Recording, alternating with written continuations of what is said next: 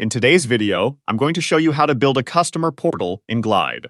This is a fantastic way to give your users a dedicated space to access information or manage their accounts. If you find this helpful, be sure to like and subscribe, and let's get right into it. First, open your preferred web browser and navigate to the Glide website. Once you're there, look for the Login button, usually found in the top right corner, and click on it to access your account. After logging in, open the specific app you want to edit to add your new customer portal. Now, focus on the left-hand sidebar. You'll see a dumb icon next to navigation. Click this to add a new element to your app's navigation bar. A menu will appear, and from the data sources, select the customer table. This will connect your portal to your customer data. With the customer table selected, look over at the right-hand sidebar. Here, you can choose a visual style for your new portal section. Browse through the options and pick one that best fits your app's design.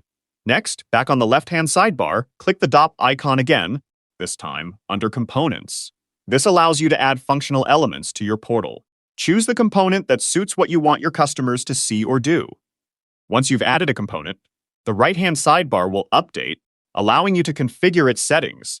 This is where you'll customize what the component displays or how it behaves, tailoring it to your customer portal's needs. Make sure to adjust these settings carefully to ensure everything works as intended. Finally, when you're happy with how your customer portal looks and functions, click the Publish button, typically located in the top right corner of your screen. This will make your changes live and accessible to your users. Thanks for watching. If you found this Glide tutorial helpful, please like, subscribe, and turn on notifications for more step-by-step app building guides. See you in the next video.